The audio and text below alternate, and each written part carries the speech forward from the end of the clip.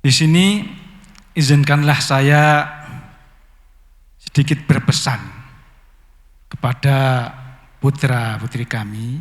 Ini sudah menjadi putra kami, ya.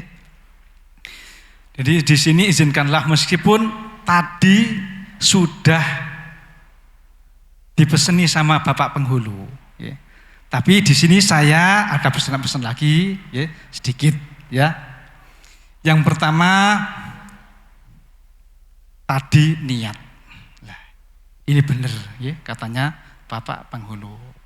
Saya berpesan kepada anakku Muhammad Dais Firmansyah sama Wardalina Triputri Nurhati, ya, niatkan pernikahan perkawinanmu ini semata-mata karena Allah Subhanahu wa taala dan karena mengharap ridho Allah.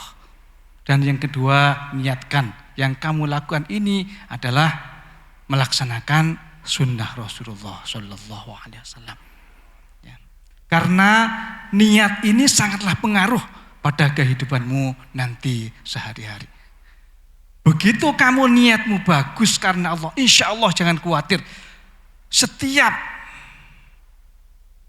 di dalam ujian-ujian keluarga, insya Allah selalu kamu mendapat pertolongan Allah Subhanahu wa taala. Yang penting kamu tetap mendekat kepada Allah, jangan menjauh kepada Allah, ya.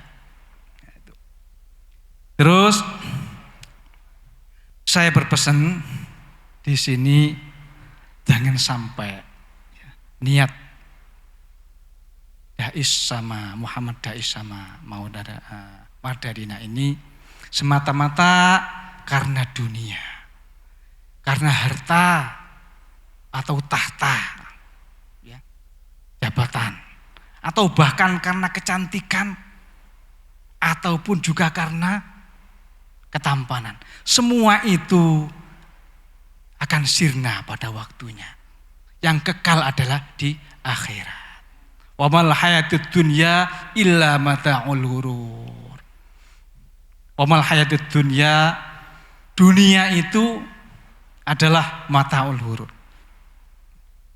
Kehidupan dunia itu adalah perhiasan, mataun perhiasan.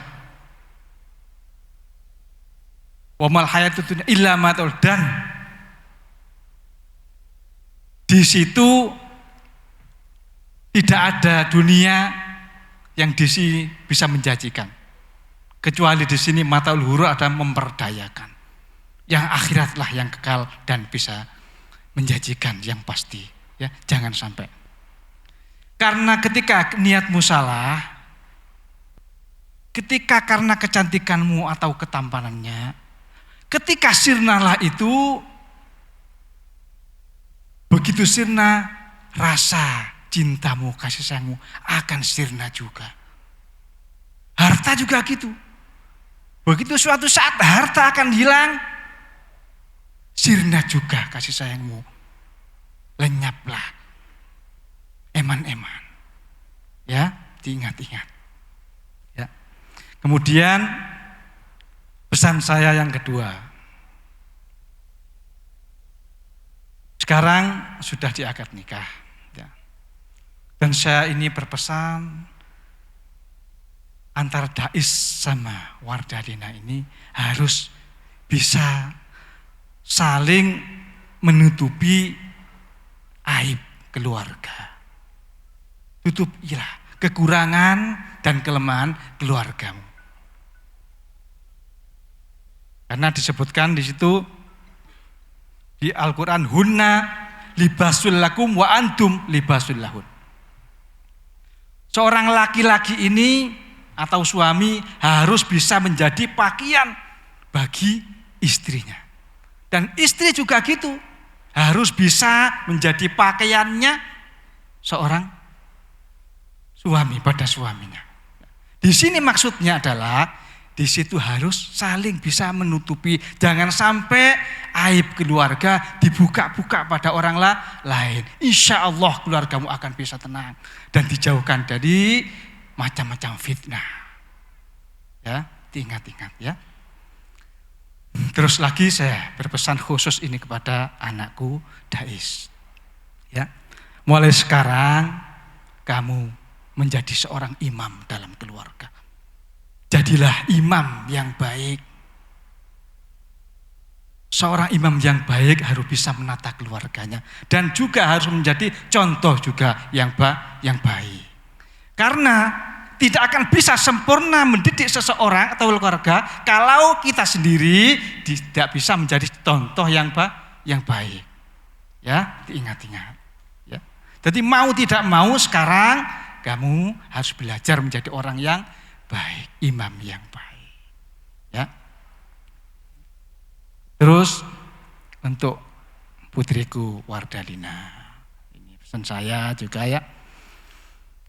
Berusahalah kamu untuk menjadi istri yang solihah. Karena istri yang solihah itu istri yang baik, solihah itu baik ya. Istri yang baik, istri yang solihah itu menjadi idaman semua para suami. Ya. Jadi belajar mulai sekarang. Karena disebutkan di dalam hadis, insyaallah yang berbunyi, ad-dunya mata wa khairu mata'iha al-mar'atu sholihah. Insyaallah itu ya.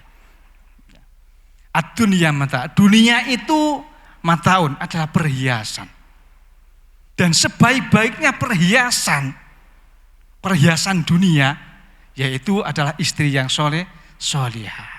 Jadi mau tidak mau sekarang berusahalah jadi istri yang solihah.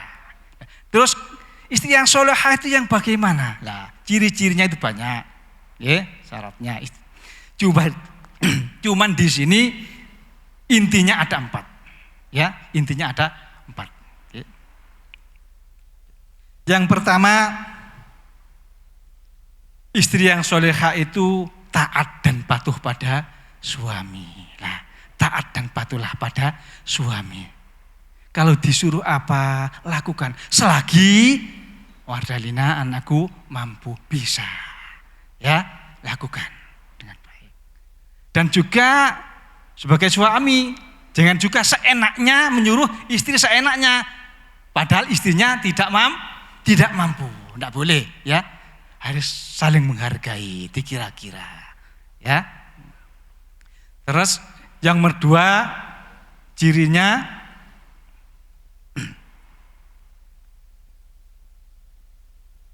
seorang istri harus bisa menyenangkan pada suami. Nah, ini. Senangkanlah suamimu. Jangan merengutan, ya. Jangan apa yang merengut itu ya? Ya, jangan cemberutan, jangan marah-marahan, ya. Ketika uangnya banyak suami datang, dipijeti. Aduh mas, alhamdulillah, sayangnya datang kelihatan. Begitu uangnya sedikit, hasilnya sedikit, merengut, mencak-mencak, atau tidak disapa. Jangan, ya. Ini tidak cuma yang manten untuk manten yang baru ini, yang lawas-lawas juga ini ya. Sering ini, ya. Jangan sampai, ya. Dihargai, disenangkan. Ya. Kalau bisa suami datang, dipikirkan kopi, mas, kopi atau teh. Tuh, senang suaminya. Ya, disapa. Ya. Sebelum suami datang, maca apa itu maca? Ya, berdandan yang bagus, yang indah. Jangan sampai seperti manten-manten yang lawas-lawas itu.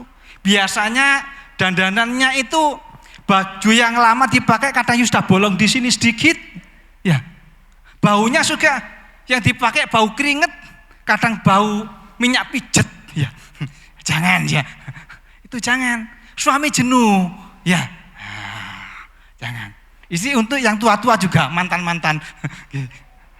Nikah nggih. Nah, niki harus diingat-ingat ya. Lebih bagus lagi, jadilah seorang istri seperti pelacur. Ya.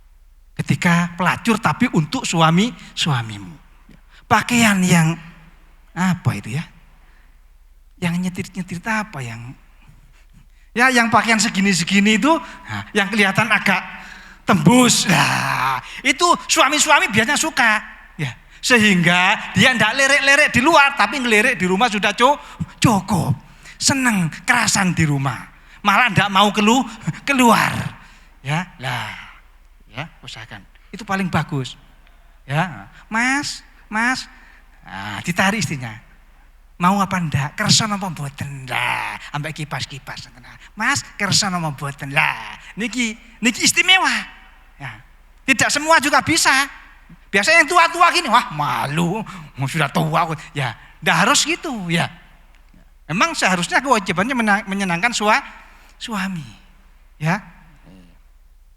Terus yang nomor 3, istri yang sholihah, ya, cirinya bisa menjaga kehormatan. Ya, jagalah kehormatan. Ketika suami tidak ada di rumah, ya, jangan mengundang orang masuk. Oke, ya, jangan mengundang orang lagi masuk. Dijaga kehormatannya. Ketika kerja di luar juga gitu, dijaga kehormatan. Jangan janjian sama orang lain, selingkuh. Soalnya sekarang ini musim selingkuh, nggih. Naudzubillah, nggih. Mudah-mudahan ini tidak sampai seperti itu. Sampai akhir hayat, dunia sampai akhirat, ya, mudah-mudahan, ya, amin, ya. Terus cirinya yang nomor 4, istri yang sholihah, yang terakhir, ya, yaitu menjaga harta suami. Nah, jagalah harta yang diberikan oleh suami. Jangan suka berfoya-foya di luar. Ketika suami tidak ada, berfoya-foya sama temannya. Ya, tidak boleh berhambur-hamburan uang di sana. Ya, beli yang tidak penting. Apapun itu, usahakan izin suami. Ya, tuh, ya. Saya kira cukup, ya, pesan-pesan saya. Tolong diingat, ya. Mudah-mudahan kalian berdua dijadikan Allah istri yang sakinah, mawaddah, warahmah. Amin ya rabbal alamin. Cukup sekian atas sambutan dari saya. Mudah-mudahan bisa bermanfaat. Dan apabila ada kata-kata yang kurang berkenan pada semuanya yang hadir, ya saya minta maaf yang sebesar-besarnya.